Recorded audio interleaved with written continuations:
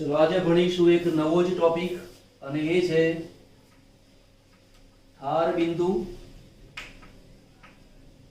अने बीजो पॉइंट छे ए छे थार बिंदुनुं अवनयन। अवनयन एनो मतलब थाय छे घटाड़। तो ठार बिंदु कोने कहेवाय? ते सिंपल सादी भाषामां वात करीए तो एवुं कहेवाय प्रवाही जे तापमाने ठरे, प्रवाही जे तापमाने घन अवस्थामां आवे ए तापमानने ए प्रवाहीनुं ठार बिंदु कहेवाय। एक्जेक्ट पछी जोईए छे पण अत्यारे आपणे याद राखीशुं। जेम के पाणी सामान्य तापमाने H2O प्रवाही स्थितिमां होय। सामान्य तापमान એટલે કે 25 અથવા 30 ડિગ્રી સેન્ટીગ્રેડ તાપમાન તમે ગણો। શુદ્ધ પાણી હોય, અંદર કોઈ દ્રાવ્ય પદાર્થ ઓગળેલો ના હોય, કોઈ આયનો ના હોય, એકદમ પ્યોર અવસ્થામાં હોય તો એ પાણીનું તાપમાન 25 થી ઘટાડતા ઘટાડતા ઘટાડતા ઘટાડતા ઘટાડતા તમે 0 સુધી આવી જાઓ તો એ પાણી બરફ અવસ્થામાં રૂપાંતર પામે, એટલે કે પાણી ઠરી ગયું। હવે કોઈ પૂછે પાણી કેટલા તાપમાને ઠર્યું तो 0 डिग्री सेंटीग्रेड तापमाने तो अथवा 273 केल्विन तापमाने तो 273 केल्विन तापमान अथवा 0 डिग्री सेंटीग्रेड तापमान एने पाणीनुं ठार बिंदु कहेवाय। तेम कहेवाय के जे तापमाने प्रवाही ठरे ते तापमानने ते प्रवाहीनुं ठार बिंदु कहेवाय। पण आपणे एवुं बोलता नथी। आपणे केमिस्ट्रीनी भाषामां वात करीशुं तो जुओ, मानो के आपणी पासे आ जे प्रवाही अहींया बाष्प होय, जेम जेम एनु टेम्परेचर घटाड़ता जाओ तो अत्यारे पाणी मूक्युं छे मानी लो तो आ पाणी छे अने तेनी जे अवस्था छे ए प्रवाही अवस्था छे। प्रवाही अवस्था छे अने 25 डिग्री सेंटीग्रेड तापमान छे। मारे तेने बरफमां रूपांतर करवुं छे तो हुं शुं करीश? Temperature down करीश। तो 25 मांथी घटाड़ता घटाड़ता घटाड़ता જ્યારે 0 डिग्री सेंटीग्रेड तापमान થઈ જાય તો આ જે પાણી છે એ પ્રવાહી સ્થિતિમાં નહીં હોય પરંતુ કઈ અવસ્થામાં કહેવાય છે? ઘન। તો એવું કહેવાય કે આ જે પાણી છે એ ઘન સ્થિતિમાં પણ છે અને પ્રવાહી સ્થિતિમાં પણ છે। હવે ઘન બની ગયું એનું પણ દબાણ હોય, એને ઘનનું બાષ્પ દબાણ કહેવાય। તો આ બંને વચ્ચે સંતુલન સ્થપાય છે તેવું કહેવાય। એટલે પ્રવાહી જ્યારે ઘન અવસ્થામાં રૂપાંતર પામે અને જે બાષ્પ દબાણ મળે એ બાષ્પ દબાણને પ્રવાહીનું પણ બાષ્પ દબાણ કહેવાય કેમ કે H2O નું છે અને જે બરફ છે એનું પણ બાષ્પ દબાણ કહેવાય। બંને એકબીજાના સંતુલનમાં છે એવું કહેવાય। તો અહીં લખીશું ઠાર બિંદુ કોને કહેવાય? તો કે જે તાપમાને પ્રવાહી અને તેમાંથી બનેલા ઘનનું બાષ્પ દબાણ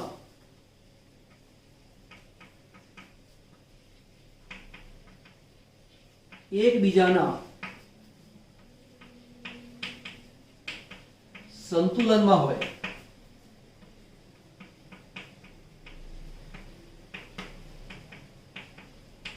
તે તાપમાનને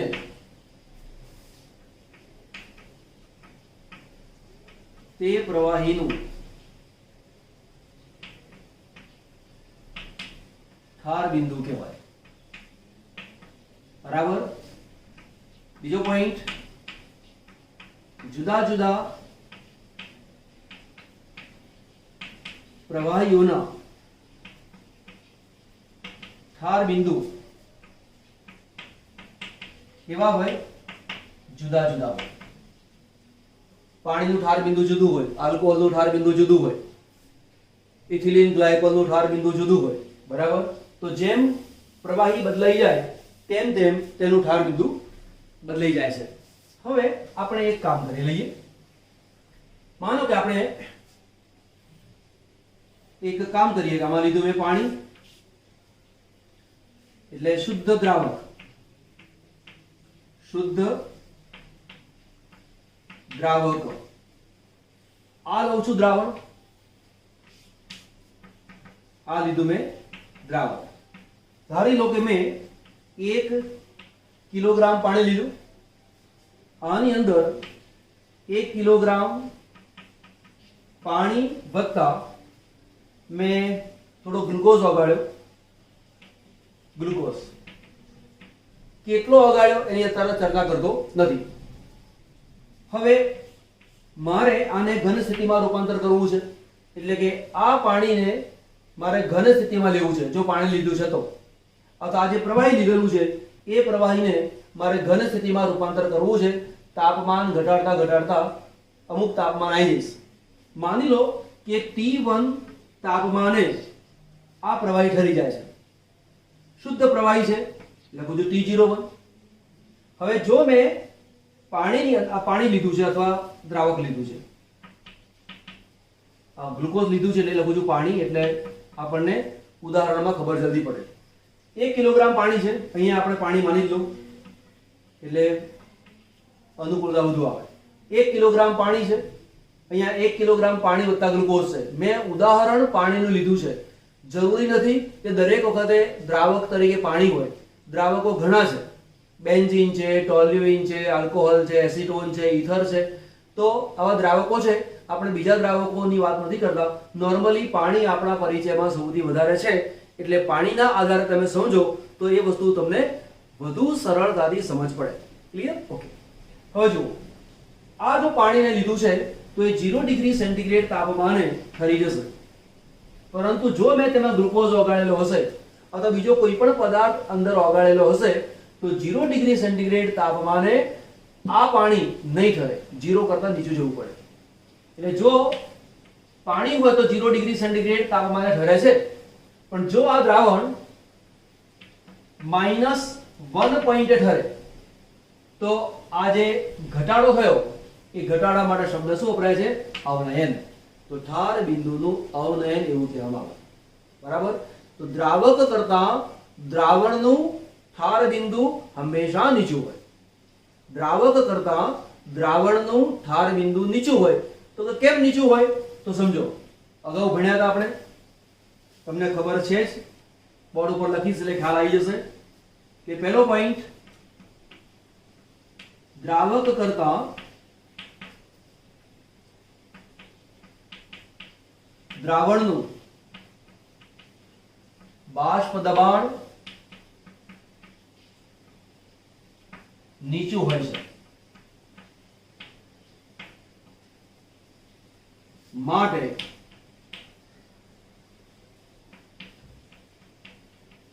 દ્રાવક કરતા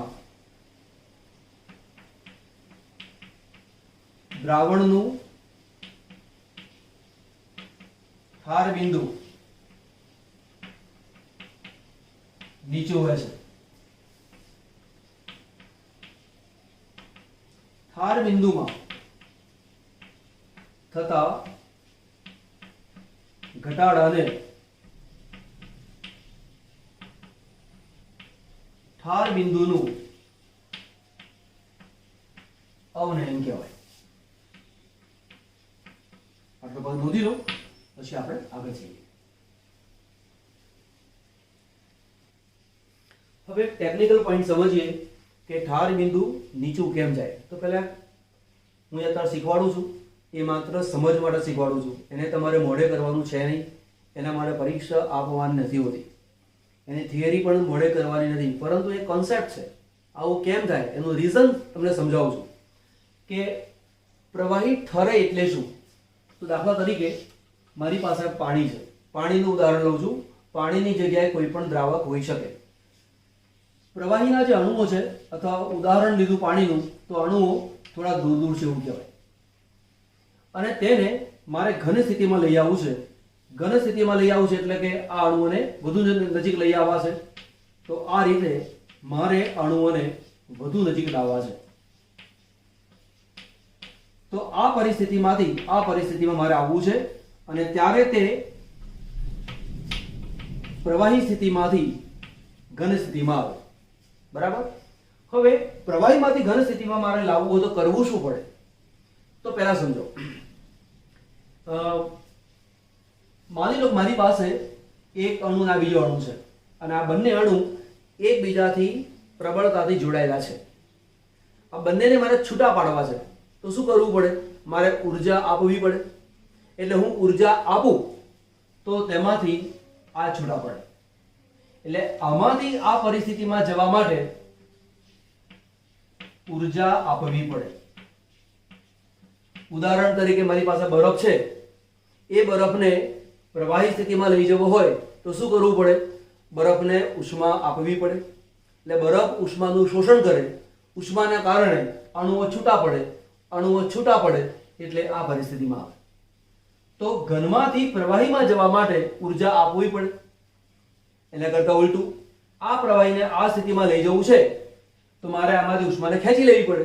એટલે જો આમાંથી ઉષ્મા હું ખેંચી લઈશ તો તે પ્રવાહી સ્થિતિમાંથી ઘન સ્થિતિમાં આવે અને તે ઠરી જાય. ક્લિયર? સમજ પડી ગઈ હશે એવું 100% માનું છું. હવે આ પરિસ્થિતિમાંથી આ પરિસ્થિતિમાં આવવા માટે મારે ઉષ્મા ખેંચી લેવી પડે. હવે દ્રાવકની જગ્યાએ દ્રાવણ હોય તો શું પરિસ્થિતિ આવે તે જોઈએ. માની લઈએ કે અહીંયા દ્રાવક છે, પાણીના અણુ છે માની લો, અને એક દ્રાવ્યનો કણ અહીંયા છે, એક દ્રાવ્યનો કણ અહીંયા છે. બરાબર? એ જ પ્રમાણે એક દ્રાવ્યનો કણ અહીંયા છે. મારે એક કામ કરવું છે, આને એ નથી લખતો, આ સમજ માટે લખ્યું છે. દ્રાવ્યના કણ ગમે ત્યાં હોઈ શકે, પરંતુ સમજાવવા માટે આ મેં લખેલું છે. હવે મારે આ સ્થિતિમાંથી આ અણુઓને નજીક લાવવા છે આ રીતે. તો સ્વાભાવિક છે કે આ સ્થિતિમાંથી આ સ્થિતિમાં લાવવા માટે મારે અંદરથી ઉષ્માને બહાર ખેંચી નાખવી પડે. હવે અહીંની પરિસ્થિતિ ને અહીંની પરિસ્થિતિ જુદી છે. અહીંના અંદર દ્રાવકમાં બે અણુને નજીક લાવવા છે, મેં નજીક લઈ લીધા. અહીંયા પણ બે અણુને નજીક લાવવા છે, પરંતુ થાય છે શું? અંદર એક દ્રાવ્યનો કણ છે. આ દ્રાવ્યનો કણ એને પોતાની તરફ થોડો ખેંચી રાખે છે. આ દ્રાવ્યનો કણ આને પોતાની તરફ ખેંચી રાખે છે.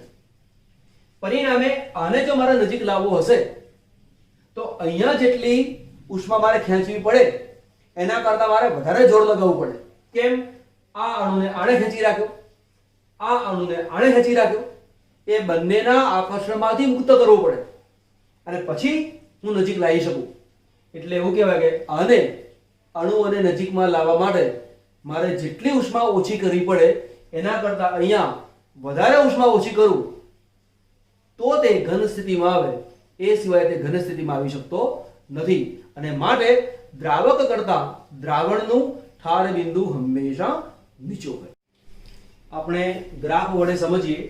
માની લો કે આપણી પાસે આ જે છે એ બાષ્પ દબાણ છે, આ છે તાપમાન T. ધારી લઈએ છીએ કે આપણી પાસે આ પ્રવાહી છે, એ પ્રવાહી સ્થિતિમાં છે, પાત્ર બંધ છે, અહીંયા જે દબાણ છે. તો T1 તાપમાન મેં રાખેલું છે અને એનું બાષ્પ દબાણ આને કહું છું એ બિંદુ, અને આ બિંદુએ આપણી પાસે એક પ્રવાહી છે. T1 તાપમાને એ પ્રવાહીનું બાષ્પ દબાણ P01 છે એવું મેં કહ્યું. એટલે કે આ જે દબાણ છે કેટલું છે? P01. હવે મારે એક કામ કરવું છે કે એ પ્રવાહીને મારે ઠંડુ કરીને બરફમાં રૂપાંતર કરવું છે, એટલે કે ઘન સ્થિતિમાં અવસ્થામાં લાવી દેવો છે. તો શું કરવું પડે? ટેમ્પરેચર મારે ઘટાડવું પડે. તો આ ટેમ્પરેચર જેમ જેમ હું ઘટાડતો જઈશ તેમ તેમ આ બાષ્પ દબાણ ઘટતું જાય. બરાબર ને? જેમ જેમ તાપમાન ઘટતું જાય તેમ તેમ બાષ્પ દબાણ ઘટતું જાય. તો ગ્રાફ આ રીતે આવે. આમ ગ્રાફ આવતા આવતા આ રીતે ગ્રાફ આવશે અને માની લો કે B સુધીમાં આવી ગયો અને B સ્થિતિમાં આવવાના કારણે તે ઘન સ્થિતિમાં રૂપાંતર પામે. એ વખતે હું તાપમાન જોઈ લઉં છું. તો આ જે તાપમાન છે એને કહું છું T01. T01 એવું એટલા માટે કહું છું, આને કહું છું કે શુદ્ધ દ્રાવકનું ઠાર બિંદુ. શુદ્ધ દ્રાવકનું ઠાર બિંદુ એટલે કે આ તાપમાને શુદ્ધ દ્રાવક ઠરી ગયો. બરાબર? એ વખતે જે દબાણ હશે એ આ રીતે આવે. આ જે ગ્રાફ છે તે કોનો છે? અત્યારે પ્રવાહી સ્થિતિમાં છે. આ પ્રવાહી સ્થિતિ છે. આ જે પોઈન્ટ આવે એ કઈ સ્થિતિમાં રૂપાંતર પામ્યો? ઘન સ્થિતિમાં. ક્લિયર? ઓકે. હવે પ્રવાહી એ બિંદુએ હતું, પ્રવાહી સ્થિતિમાં હતો ત્યારે T1 તાપમાને પ્રવાહીનું બાષ્પ દબાણ P01 હતું. તાપમાન ઘટાડતા ઘટાડતા T01 સુધી આવ્યા, બાષ્પ દબાણ ઘટતા ઘટતા એ સુધી આવી ગયું અને તે પ્રવાહી B બિંદુએ ઘન સ્થિતિમાં રૂપાંતર પામ્યું.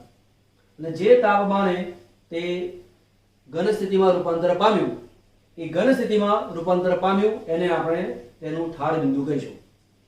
બરાબર? હવે આપણે બીજું કામ કરીએ. આ જે પ્રવાહી છે એની અંદર હું એક દ્રાવ્ય પદાર્થ ઓગાળું છું. એટલે આ મારી પાસે પ્રવાહી વત્તા દ્રાવ્ય. તો આપણે અગાઉ ભણેલા છીએ કે પ્રવાહીની અંદર દ્રાવ્ય પદાર્થને ઓગાળો, પ્રવાહીમાં દ્રાવ્ય પદાર્થ ઓગાળીએ તો બાષ્પ દબાણમાં ઘટાડો થાય. એટલે આ P01 છે તો આનું દબાણ શું આવી ગયું? P1. આ દબાણ કરતા આ દબાણ કેવું હોય? ઓછું હોય. બરાબર?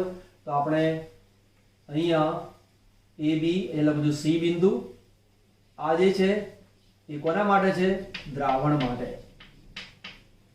તો T1 તાપમાને પ્રવાહી સ્થિતિમાં બાષ્પ દબાણ આટલું હતું, તો અહીંયા C જે છે એનું બાષ્પ દબાણ ઓછું છે. હવે મારે આને ઠંડુ કરવું છે. ઠંડુ કરતા કરતા કરતા તેને ઘન સ્થિતિમાં રૂપાંતર કરવું છે. તો તાપમાન ઘટાડીશ તો તેનો ગ્રાફ છે એ આ રીતે ઘટતા ઘટતા ઘટતા ઘટતા ઘટતા અહીંયા સુધી આવશે અને તે ઠરી જશે. એટલે C માંથી D બિંદુએ આવી ગયો અને આ ઘન સ્થિતિમાં આવી ગયો. આ કોના માટે છે? દ્રાવણ માટે.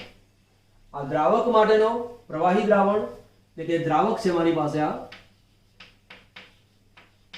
દ્રાવક પ્રવાહી સ્થિતિમાં હતું એનો ગ્રાફ છે. આ ગ્રાફ કોના માટે છે? દ્રાવણ માટે. તો આને લખું છું PF. F કેમ? Freezing point. Freezing point. Freezing point એટલે શું? ઠાર બિંદુ. તો શુદ્ધ દ્રાવક હતું તો T01 તાપમાને ઠરતું હતું, પણ જ્યારે તેમાંથી દ્રાવણ બનાવીએ છીએ તો તે દ્રાવણ TF તાપમાને ઠરે છે. તો અહીંયાથી આટલો ઘટાડો થયો. આ જે ઘટાડો થયો એ ઘટાડાને કહું છું ડેલ્ટા TF. આ જે છે એ શું બતાવે છે? દ્રાવક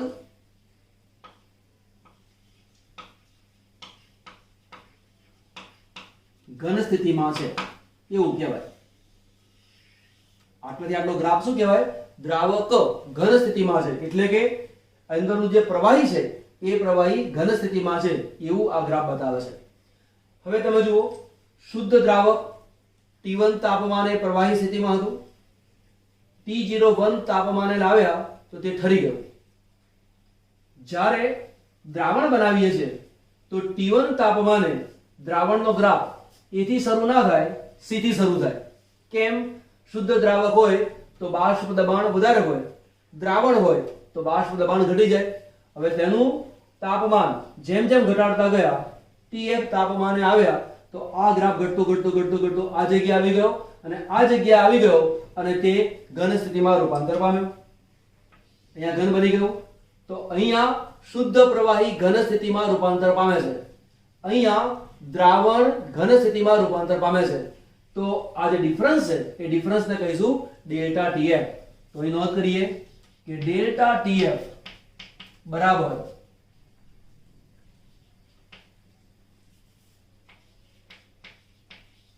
ઠાર બિંદુમાં ઘટાડો. તો ઠાર બિંદુમાં ઘટાડો એટલે શું? દ્રાવકનું ઠાર બિંદુ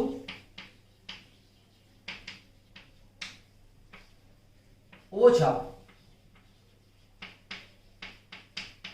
દ્રાવણનું ઠાર બિંદુ. હંમેશા યાદ રાખવાનું, દ્રાવક કરતા દ્રાવણનું ઠાર બિંદુ હંમેશા નીચું હોય.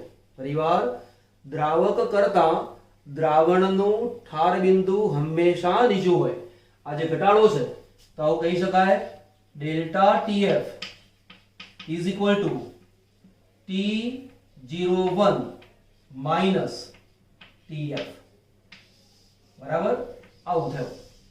હવે આ જે ડેલ્ટા TF છે એનો આધાર કોની ઉપર છે? તો કે delta TF proportional to small m. Small m એટલે કે મોલાલિટી. બરાબર, therefore delta TF is equal to KF into m. તો KF છે શું? તો KF ને કહેવાય છે ઠાર બિંદુ અવનયન અચળાંક. તો ઠાર બિંદુ અવનયન અચળાંક એટલે શું? તો કે 1000 ગ્રામ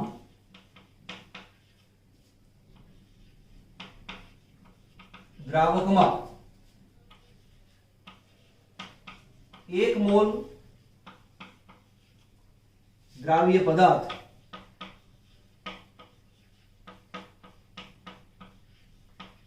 ઓગાળતા ઠાર બિંદુમાં થતા ઘટાડાને ઠાર બિંદુ અવનયન અચળાંક કહેવાય. ઠાર બિંદુ અવનયન અચળાંક કહેવાય. આ જે પોઈન્ટ છે એને તમે નોંધી લો, ત્યાર પછી આમાં આપણે આગળ જઈએ. તો આપનું સૂત્ર બન્યું delta TF is equal to KF into m. હવે તમે જુઓ, સ્મોલ m છે એ મોલાલિટી છે માટે આવું કહી શકાય therefore delta TF is equal to KF into molality નું સૂત્ર 1000 ગુણ્યા W2, અહીંયા આવશે M2 W1. બાજુમાં નોંધ મૂકી દઈએ કઈ વસ્તુ છે તે. KF બરાબર ઠાર બિંદુ અવનયન અચળાંક. યાદ રાખવાનું કે જુદા જુદા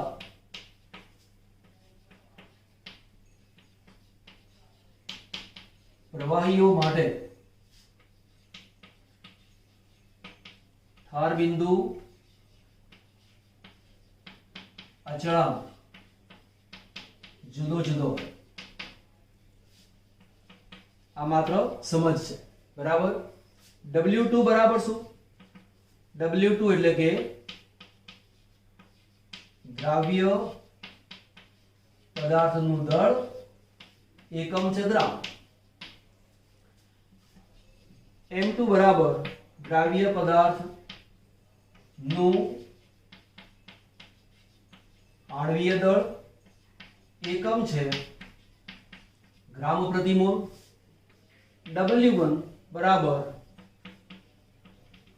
દ્રાવકનું વજન. તો આ સૂત્ર છે એને તમારે ખાસ યાદ રાખવાનું, કેમ કે આની ઉપર આધારિત દાખલાઓ પૂછાય છે. આ સૂત્ર આવડતું ના હોય તો દાખલાઓ ગણવામાં આપણને તકલીફ પડે. કઈ અઘરું છે નહીં, સિમ્પલ આ સૂત્ર યાદ રાખવાનું. m એ તો મોલાલિટી છે અને મોલાલિટીનું સૂત્ર તમને આવડે છે ગણતા, તો આ એક કામ છે. ચલો આગળ લઈએ. અહીંયા KF નો એકમ આવશે ડિગ્રી સેન્ટીગ્રેડ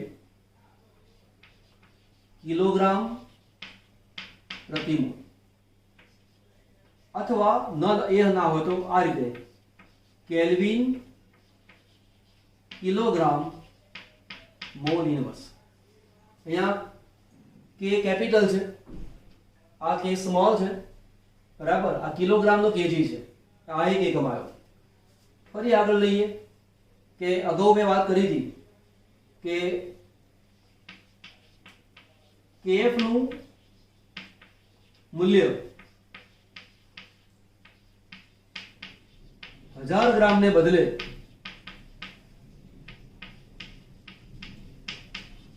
100 ગ્રામ માટે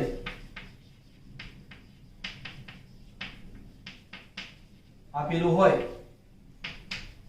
તો સૂત્ર શું બને? Delta TF is equal to KF into 1000 ની જગ્યાએ કેટલા મૂકવાના? 100 ઇન્ટુ W2 M2 અને M1. બાકી બધું ના જેવું છે, આટલું નોંધ કરી લો. પછી ધાર બિંદુનું અવનયન છે. ધાર બિંદુ નું અવનયન એ સંખ્યાત્મક ગુણધર્મ છે. સંખ્યાત્મક ગુણધર્મ છે. આ બહુ જ અગત્યની વાત. એની સાથે બીજી અગત્યની વાત લઈ લઉં છું. પણ ધાર બિંદુ એ સંખ્યાત્મક ગુણધર્મ નથી. ક્લિયર? ઓકે. હવે આના રેફરન્સમાં આગળ જઈએ કે સંખ્યાત્મક ગુણધર્મ છે એનો મતલબ શું? કે જો દ્રાવણમાં કણ સંખ્યા બદલાય તો ધાર બિંદુનું અવનયન છે તે પણ બદલાય. તો યાદ રાખીશું, અહીંયા બહુ અગત્યની વસ્તુ છે કે જેમ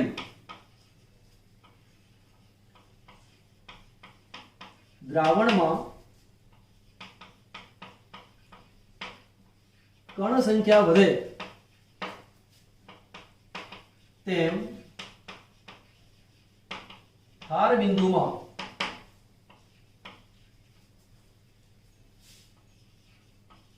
વધુ ઘટાડો થાય.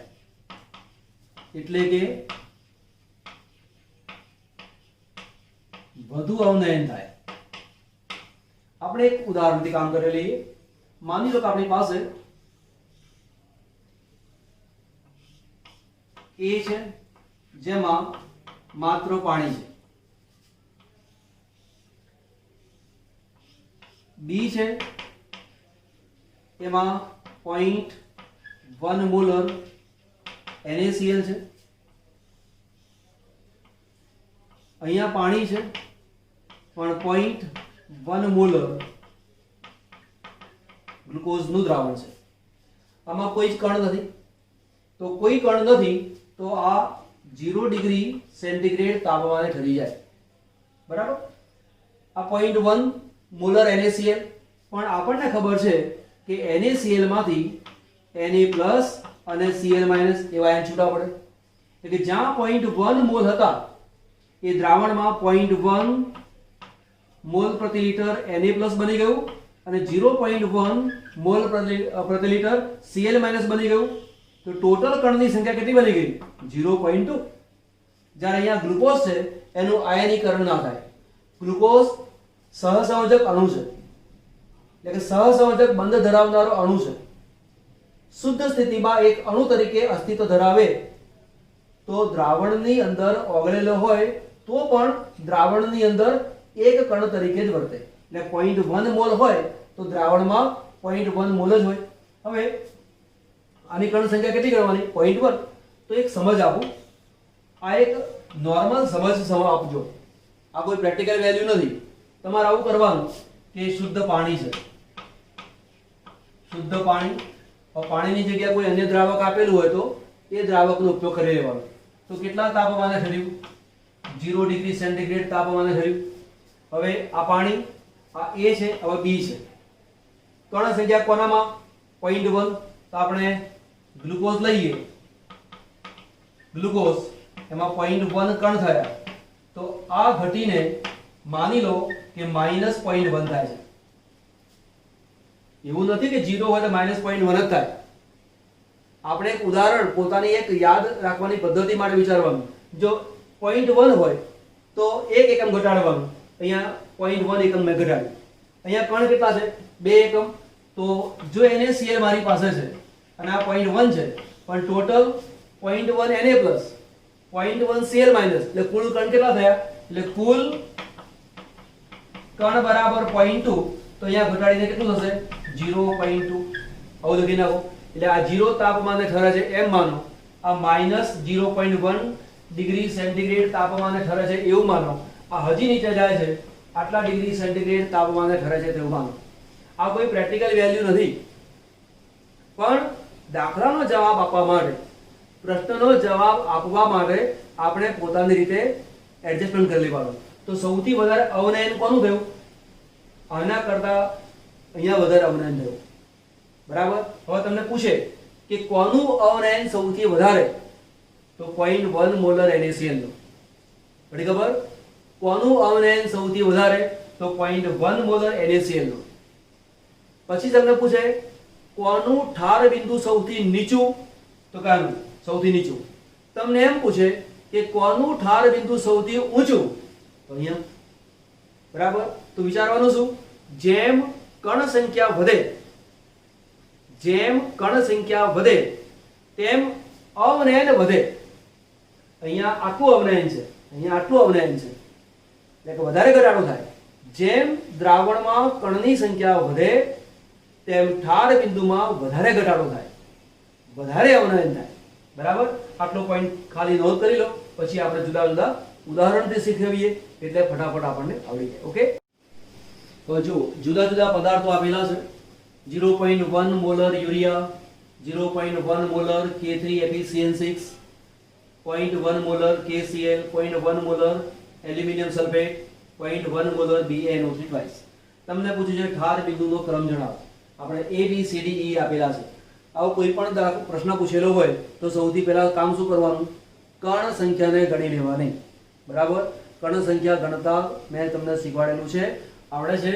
તો યુરિયા બરાબર, એને લખું છું કણ સંખ્યા. આપણને ખબર છે કે યુરિયાનું આયનીકરણ ના થાય એટલે અહીંયા કણ સંખ્યા કેટલી ગણવાની? 0.1. ઓકે. હવે આ જે છે એમાં કુલ આયનો ગણો. 3 વાર K છે અને 1 વાર બ્રેકેટ છે. 3 વાર K અને 1 વાર બ્રેકેટ, એટલે કુલ કણ કેટલા બન્યા? 4. બરાબર. કેટલા વડે ગુણવાના? 0.1 વડે. એટલે 0.1 ગુણ્યા 4 બરાબર કેટલા થયા? 0.4. પછી KCl. KCl માંથી કેટલા આયન કણ મળે? 2. એક K મળે અને બીજો Cl મળે. 2 કણ મળે એટલે 0.1 ગુણ્યા 2 બરાબર 0.2. આમાંથી કેટલા કણ મળે? 3 SO4 અને 2 એલ્યુમિનિયમ એટલે 5. અહીંયા 0.1 છે એટલે 0.1 ગુણ્યા 5 બરાબર કેટલા થયા? 0.5. અહીંયા તમે જુઓ 2 વાર NO3, 1 વાર Ba એટલે કેટલા થયા? 3 થયા. બરાબર. તો અહીંયા 0.1 into 3 is equal to 0.3. આમે જુદા જુદા ક્રમને લખી નાખ્યા. હવે સરળતાથી કામ શું કરવાનું તે આને આપણે કામ કરી લઈએ, ઉતરતા ક્રમમાં ગોઠવી દઈએ. તો પહેલા 0.1, પછી નીચે કોણ આવે? 0.2, પછી નીચે કોણ આવે? 0.3 આવે, પછી કોણ આવે? 0.4 અને છેલ્લે કોણ આવે? 0.5. આવું આપણે જાતે ગોઠવી નાખવાનું. હવે 0.1 વાળું કોણ છે? A છે, એટલે આ A આવી ગયું. 0.2 વાળું કોણ છે? તો C છે, એટલે આ મૂકી દીધું C. 0.3 વાળું કોણ છે? તો 0.3 વાળું E છે, એટલે આ મૂકી દીધું આપણે E. 0.4 વાળું કોણ? તો 0.4 વાળો B છે, એટલે આ B છે. અને 0.5 વાળો છે આપણી પાસે D છે, તો આ બધી D. હવે તમે જુઓ કણ સંખ્યા ઘટતી ગઈ. હવે તમને પૂછે કે ઠાર બિંદુ સૌથી નીચું કોનું? તો કે D નું. ઠાર બિંદુ સૌથી નીચું કોનું? તો કે D. સૌથી વધુ ઠાર બિંદુ કોનું? તો કે આનું. કેમ એવું? માની લો કે આપણે શુદ્ધ પાણી 0 ડિગ્રી સેન્ટીગ્રેડ તાપમાને ઠરતું હોય અને પોતે પોતાની રીતે વિચાર લઈએ. આ 0.1 છે તો -0.1 મૂકો, આ -0.2 મૂકો, -0.3, -0.4, -0.5. આ વેલ્યુ પ્રેક્ટિકલ નથી, બિલકુલ પ્રેક્ટિકલ નથી, પરંતુ પ્રશ્નનો જવાબ આપવા માટેની એકદમ બેસ્ટ પદ્ધતિ છે. કણ સંખ્યા ગણી નાખવાની અને દરેકની આગળ માઇનસ મૂકી દો. હવે તમને પૂછે કે -1 -0.1 અને -0.5. આ સૌથી મોટું કોણ? તો કે આ. તો સૌથી મોટું ઠાર બિંદુ કોનું? આનું. સૌથી નીચું ઠાર બિંદુ કોનું? આનું. તો જુઓ, તમને એવું પૂછ્યું હોય કે ઠાર બિંદુનો ઉતરતો ક્રમ, તો સૌથી નીચું ઠાર બિંદુ કોનું? આનું આવે. તો શું લખીશું? A, એના કરતા C, એના કરતા અહીંયા E, અહીંયા B, અહીંયા આવશે D. ઓકે. તમને એમ પૂછે ઠાર બિંદુનો ચડતો ક્રમ, તો વધુ આવશે. D કરતા B વધારે, B કરતા E વધારે, એના કરતા C વધારે, અહીંયા કરતા A વધારે. તમને પૂછે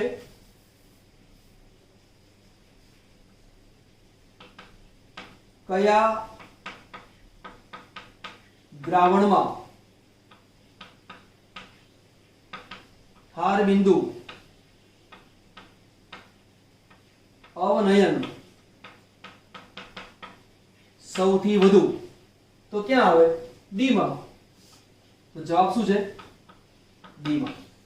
તો સૌથી વધારે અવનયન આમાં થાય. બરાબર. અવનયનનો ચડતો ક્રમ, ઉતરતો ક્રમ એવું પૂછે તો જુઓ, અવનયનનો ચડતો ક્રમ અહીંયા માત્ર આટલું જ ઘટ્યું, એના કરતા અહીંયા વધારે ઘટ્યું, એના કરતા વધારે ઘટ્યું, એના કરતા વધારે ઘટ્યું, એના કરતા વધારે ઘટ્યું. બરાબર. તો એ ચડતો ક્રમ થઈ ગયો. ઉતરતો ક્રમ એ રીતે આપવાનો. પણ નોર્મલી ચડતો ક્રમ ઉતરતો ક્રમ તમને ઠાર બિંદુનો પૂછે છે, આ પૂછે છે, આવું પૂછે છે, એને ધ્યાન આપી લેવાનું. એકદમ સહેલો ક્વેશ્ચન છે.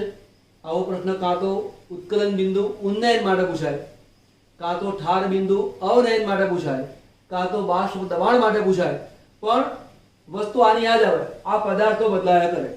તમારે પદાર્થોથી ગભરાવાની કોઈ જરૂર છે નહીં. પદાર્થ ગમે તે આપ્યો હોય, આપણે શું જોવાનું? આપણે તો કણ સંખ્યા ગણવાની. બરાબર. બીજી એક વાત, અહીંયા .1 છે.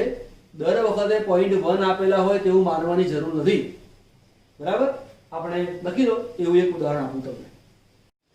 હવે જુઓ, તમને પૂછવું હોય કે કોનું ઠાર બિંદુ નીચું. હવે જો તમે કાયમ ટેવાઈ ગયા હો માત્ર NaCl ને જ જુઓ અને BaNO3 ટ્વાઇસ ને જ જુઓ, પરંતુ આને ના જુઓ તો પાછું મુશ્કેલી આવે. તો તમે સમજો, અહીંયા કણ સંખ્યાને ગણવાની. કણ સંખ્યા. બરાબર. તો અહીંયા કેટલા છે? .1 ને .1 ગુણ્યા એક વાર Na અને એક વાર Cl. કણ કેટલા થયા? 2. એટલે ગુણ્યા 2 બરાબર કેટલા થયા? 0.2. અહીંયા કેટલા થાય? તો કે 0.02 ગુણ્યા એક વાર Ba છે, બે વાર NO3 છે, એટલે 2 ને 3 થયા. અહીંયા મૂકી દઉં છું 3. તો બરાબર કેટલા થયા? 0.06. હવે 0.2 અને 0.06 એ બંનેમાં વધારે કોણ છે? આ વધારે છે. એટલે મારે ગ્રાફ મીન્સ કે લેવલ બનાવવું હોય, આને A ગણી લો, આને B ગણી લો, તો પહેલું કોણ આવે? 0.6. આપણે 0 નું લેવલ મૂકી દો, એ પાણીનું છે એવું માની લો. અહીંયા 0.06 આવશે. એની નીચે જાઓ તો કોણ આવશે? 0.2. તો આ થયું આપણી પાસે B, આ થયું C. તો શુદ્ધ પાણી કરતા એમાંથી આ બે દ્રાવણ બનાવેલા હોય, માની લો કે આ પાણી છે અને ઠાર બિંદુ પૂછેલું છે, તો આના કરતા આનું ઠાર બિંદુ નીચું અને એના કરતા આનું ઠાર બિંદુ નીચું. તો દર વખતે માત્ર આ જ જોવાનું એવું નહીં, એને તો જોવાના છે જ, પણ સાથે સાથે એની મોલારિટી કઈ છે એ પણ જોવાની. એટલે મોલારિટી લેવાની, કણ સંખ્યા કેટલા છે, આયનો કેટલા છે એ જોવાના, એની પરથી ગણતરી કરવાની, છેલ્લે ફાઇનલ લિસ્ટ મૂકવાનું. તો તમને પૂછે કોનું ઠાર બિંદુ નીચું, તો શું આવશે? C. A અને B છે ને, A અને B. તો કોનું ઠાર બિંદુ નીચું? આનું, B નું. એટલે કે 0.1 મોલર NaCl નું ઠાર બિંદુ નીચું. કોનામાં અવનયન વધારે થાય? તો કે NaCl માં. અવનયન વધારે થાય એટલે કે વધારે ઘટાડો થાય કોનામાં થાય? NaCl માં. બરાબર. ઠાર બિંદુ ઘટાય એનો ફાયદો શું? તો સૌથી પહેલા બેસ્ટ ફાયદો છે અને એ છે એન્ટી ફ્રીઝ દ્રાવણો બનાવવા માટે તેનો ઉપયોગ થાય. હવે સવાલ એ થાય કે એન્ટી ફ્રીઝ દ્રાવણો છે શું? તો જુઓ, જે 4 વ્હીલર છે, મોટર છે, એનું એન્જિન જે હોય એ એન્જિન ગરમ ન થઈ જાય એટલા માટે એક વ્યવસ્થા રાખેલી છે અને એ વ્યવસ્થા છે રેડિએટર. રેડિએટરની અંદર પાણી હોય, એ પાણી સતત ફરતું રહેવું જોઈએ. જો પાણી સતત ફરતું ના રહે, તો જે એન્જિન છે એ એન્જિન જે ઠંડુ રાખવું છે એ ઠંડુ નહીં થાય, કારણ કે એન્જિનની આજુબાજુ એ પ્રવાહ ચાલતો હોય અને એના કારણે એની ઠંડક રહેતી હોય. હવે જે બહુ જ ઠંડા પ્રદેશો છે, ઠંડા પ્રદેશમાં થોડુંક 0 થી નીચે તાપમાન તો નોર્મલ જતા રહે, -10, -15, -20 એવા તો નોર્મલ જતા રહેતા હોય. તો તે વખતે શું થાય, પાણી તો ઠરી ગયું, તો રેડિએટરની જે પાઇપો છે, આ રીતે પાઇપ આપેલી હોય, એ પાઇપોની અંદર જે માત્ર પાણી ભરી દઈએ તો શું થશે, એ રેડિએટરનું જે પાણી છે એ પાણી બરફમાં રૂપાંતર પામે. હવે તમને ખબર છે કે પાણી બરફમાં રૂપાંતર પામે તો કદ વધે તો આ રેડિએટરની નળીઓ ફાટી જાય. એ તો ખરું જ, પણ ધારો કે નથી ફાટી તો પણ આ જે પ્રવાહી સ્થિતિમાં જે છે એ નહીં રહે, એ ઘન સ્થિતિમાં રૂપાંતર પામ્યો છે. તો આપણી ઈચ્છા એ છે કે આ જે પાણી છે એ પ્રવાહી સ્થિતિમાં રહે અને તે બરફમાં રૂપાંતર ન પામે. તેવું ક્યારે થાય, અંદર એવો પદાર્થ ઉમેરીએ કે જેને કારણે ઠાર બિંદુ નીચું જાય. તો પાણી હશે તો 0 ડિગ્રી સેન્ટીગ્રેડ તાપમાને ઠરી જાય, પણ જો તેમાં કોઈ પદાર્થ ઓગાળેલો હશે તો ઠાર બિંદુ નીચું જાય. તો એવો એક પદાર્થ ઉમેરીએ કે ઠાર બિંદુ ખૂબ જ નીચું જતું રહે, એટલે માની લો કે -20 થી પણ નીચું જતું રહે અને તો પણ ઠરી ના જાય, એવો મારે કોઈ પદાર્થ ઉમેરવો પડે. તો એવો જે પદાર્થ છે એ પદાર્થનું નામ છે ઇથિલિન ગ્લાયકોલ. કોઈક વાર ઇથિલિન ગ્લાયકોલનો પણ ઉપયોગ થાય છે, કોઈક વાર ત્યાં ગ્લિસરોલનો ઉપયોગ પણ થાય.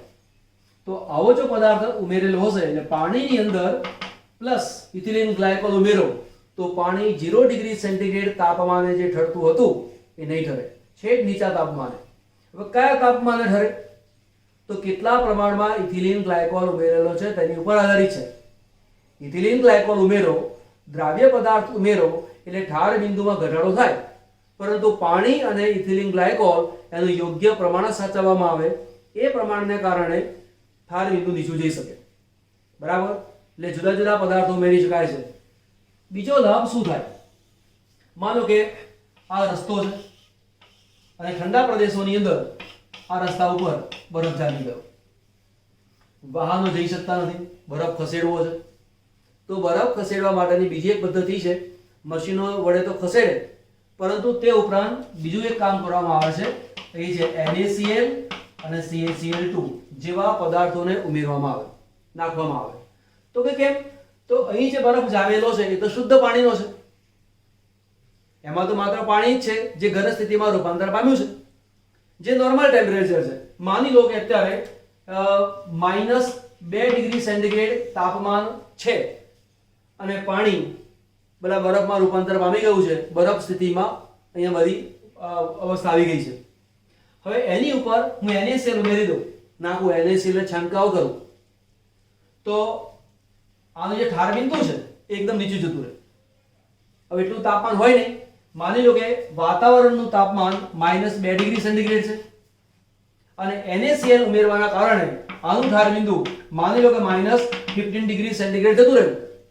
તો પછી -15 સુધી તમે પહોંચો ત્યારે જ તે ઘન સ્થિતિમાં રૂપાંતર પામે. -15 સુધી તમે જાઓ તો જ તે ઘન સ્થિતિમાં રૂપાંતર પામે. પણ બહારનું એટમોસ્ફિયર તો -2 ડિગ્રી સેન્ટીગ્રેડ છે, પરિણામે આ બરફ છે એ પ્રવાહી સ્થિતિમાં રૂપાંતર પામી જશે, એટલે પાણી વહી જશે, રસ્તો સાફ થઈ જશે.